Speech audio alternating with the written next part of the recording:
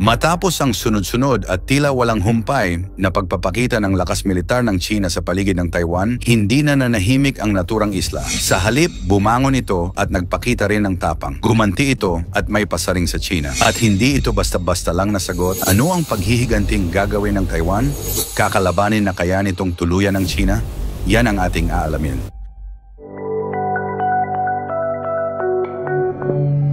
Noong Abril 1, biglang sinimulan ng People's Liberation Army, PLA, ng China ang panibagong military drill sa karagatang nakapaligid sa Taiwan. May kasamang live fire exercise ang kanilang operasyon, isang malinaw na pahiwatig ng agresyon. Pero hindi nagpahuli ang Taiwan. Ayon sa Taiwan Ministry of National Defense, simula Abril 5, maglulunsad din sila ng sarili nilang military simulation. Laban ito sa posibleng opensiba ng PLA. Tila sinasabi ng Taiwan, kung kaya niyong manindak, kaya rin naming lumaban. Ano ang nilalaman ng drill ng Taiwan? Hindi biro ang gagawing military drill ng Taiwan. Magsisimula ito ng Abril 5 at magtatagal hanggang Abril 18.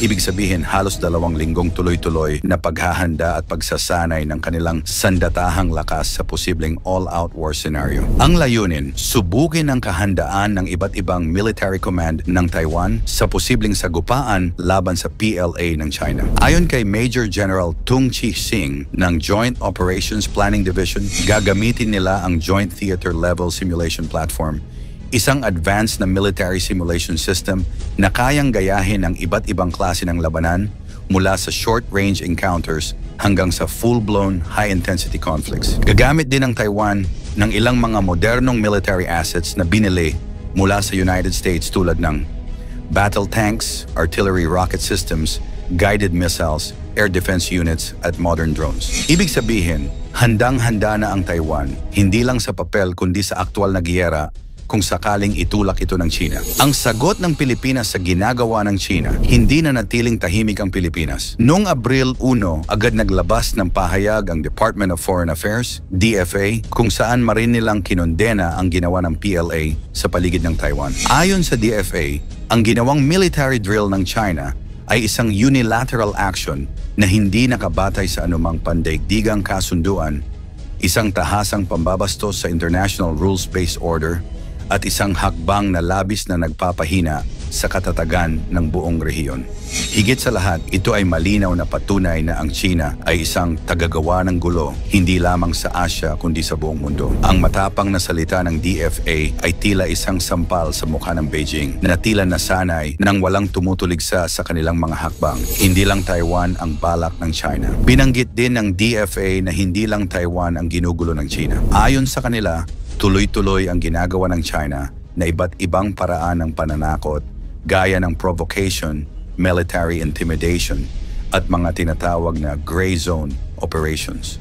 Mga kilos na hindi diretso sa digmaan pero malinaw na paninindak. Kabilang dito ang pagpapadala ng mga barkong pandagat o eroplano sa mga lugar na malapit sa ibang bansa, kahit alam nilang maaaring makasira ito ng kapayapaan. Apektado ng mga kilos na ito ang ilang bansa gaya ng New Zealand, Australia, Japan, South Korea, Pilipinas, at mga lugar sa South China Sea. Ayon sa DFA, ang ganitong galaw ng China ay malinaw na panggugulo sa rehiyon at paglabag sa karapatan ng mga bansang may sariling teritoryo. Sa halip na magdala ng kapayapaan, lalo lang nitong pinapalala ang tensyon sa Asia at nagdudulot ng pangamba sa mas malaking gulo. Ibig sabihin, habang nakatutok ang mata ng mundo sa Taiwan Strait, unti-unti ring pinipilipit ng China ang leeg ng mga karatig bansa. Anong layunin ng China sa mga hakbang nito? Ayon sa ilang geopolitical analysts, may 3 malinaw na layunin ng China. Una, subukan ang reaksyon ng Taiwan at ng international community. Sa pamamagitan ng military drills, gustong makita ng China kung hanggang saan ang pasensya ng mga bansa, lalo na ng US at Japan. Ikalawa, ipakita ang dominance sa South China Sea at Taiwan Strait. Ang pagpapakita ng lakas ay hindi lang para sa Taiwan. Isa rin itong mensahe sa mga bansang gustong pumasok o makialam sa rehiyon. Ikatlo, pilitin ang Taiwan na sumuko sa ilalim ng prinsipyo ng isang China policy. Gamit ang psychological warfare at intimidation, gustong itulak ng China ang Taiwan sa mesa ng negosasyon na sila ang may kontrol.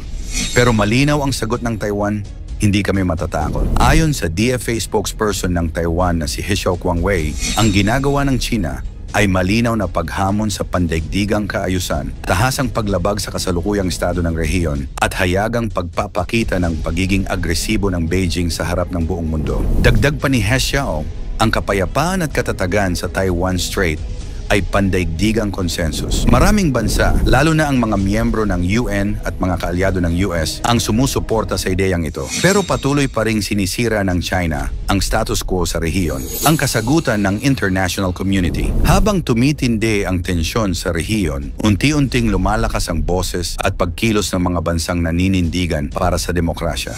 Ang Estados Unidos ay patuloy na nagpapadala ng mga barko at eroplano sa Taiwan Strait, hindi lang para mag-obserba, kundi para ipakita ang presensya nito bilang tagapagtanggol ng pandaigdigang kaayusan.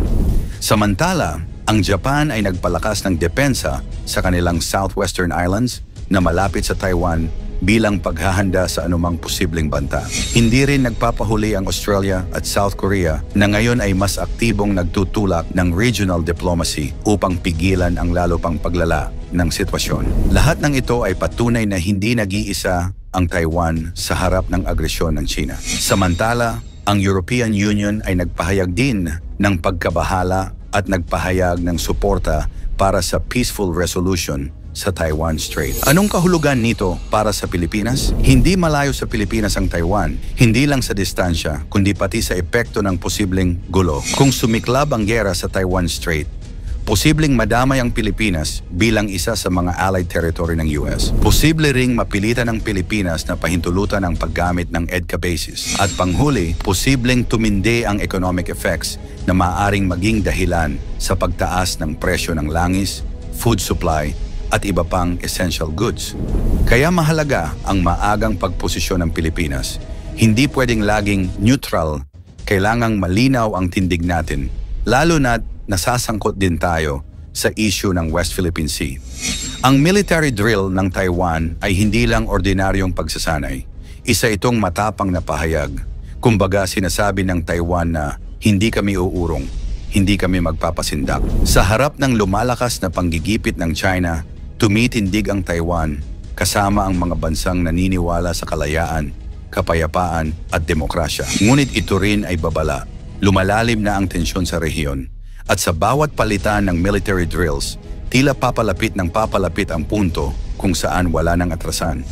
Ang tanong, malapit na kayang maganap ang Taiwan-China War?